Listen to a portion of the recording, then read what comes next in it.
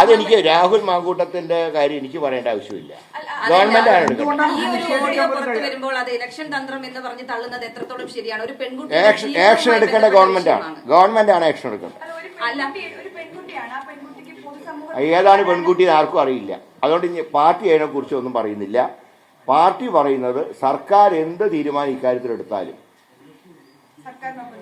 ആ കാര്യത്തിൽ ഏത് ആക്ഷൻ എടുത്താലും കൂടുതൽ നടപടികളിലേക്ക് പാർട്ടി പോകും. ഇപ്പോൾ അതിന്റെ ഒരു സാഹചര്യം ഉണ്ടാക്കേണ്ടത് ഞങ്ങളല്ല, ഗവൺമെന്റാണ്. രാഹുൽ എന്തുകൊണ്ടാണ് ഇത് ഏതാണ് പെൺകുട്ടി എന്ന് പറയാം? അത് രാഹുലിനോട് ചോദിക്കണം. രാഹുൽ അതിന് മറുപടി പറയുന്നില്ല. അതിന് ബാധ്യത കോൺഗ്രസിനില്ലേ? ഞങ്ങൾ ആരും ന്യായീകരിച്ചിട്ടില്ല. ഞാൻ പറഞ്ഞല്ലോ, അതല്ലാതെ ആരെങ്കിലും എവിടെ നിന്നും പറഞ്ഞാൽ അതിനൊന്നും പാർട്ടി മറുപടി പറയേണ്ട ആവശ്യമില്ല. പാർട്ടി കാര്യങ്ങൾ KPC പ്രസിഡന്റ് തീരുമാനിക്കും. നടപടി എടുക്കേണ്ടത് സർക്കാരുമാണ്. രണ്ടും അതിന്റെ ഒഴുക്കി നടക്കും. അല്ല, അതൊക്കെ പാർട്ടിയുടെ കാര്യങ്ങളാണ്. പാർട്ടിയുടെ കാര്യങ്ങൾ പാർട്ടിക്ക് നടത്താനുള്ള കഴിവ് കോൺഗ്രസ് പാർട്ടിക്കുണ്ട്. അതിന് ആരുടെ ഔദാര്യത്തിന്റെ ആവശ്യമില്ല. ഇത്തരത്തിൽ ഗുരുതരമായ ആരോപണം നേരിടുന്ന ഒരു വ്യക്തി, ആ വ്യക്തി ഇങ്ങനെയുള്ള സദസ്സുകളിൽ എത്തരുത് എന്നുള്ളത് എന്തുകൊണ്ടാണ് പാർട്ടി പറയാൻ മടിക്കുന്നത്?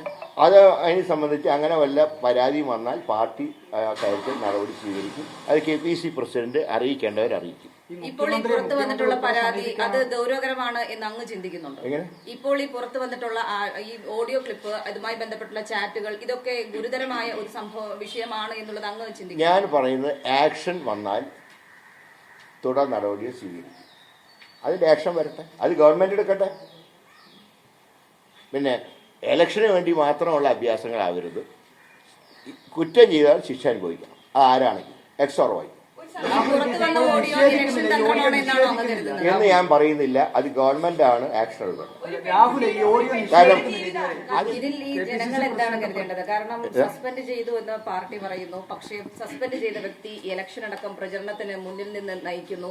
അപ്പോൾ എന്താണ് ജനങ്ങൾ കരുതേണ്ടത്? എത്ര നാളാണ് സസ്പെൻഷൻ എന്ന് പോലും പാർട്ടി വ്യക്തമാക്കുന്നില്ല.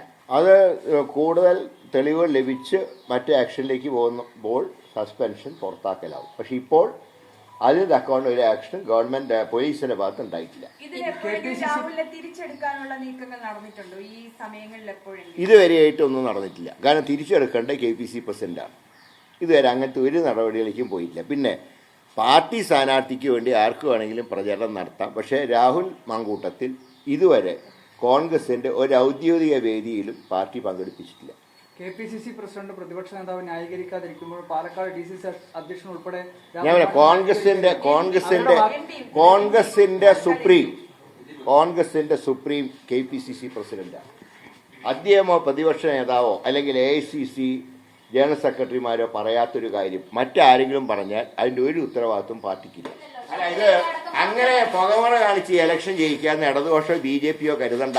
പാലത്തായി കേസിൽ ഒരു പീഡിപ്പിക്കപ്പെട്ട പെൺകുട്ടിയെ ദ്രോഹിച്ച അധ്യാപകനെ പുറത്താക്കിയപ്പോൾ അധ്യാപകന് വേണ്ടി RSS ഭാഷയിൽ സംസാരിച്ച മാർക്സിസ്റ്റ് പാർട്ടിയുടെ നിലപാടല്ല കോൺഗ്രസിനുള്ളത്. തെറ്റാര് ചെയ്താലും അവർ ശിക്ഷിക്കപ്പെടും.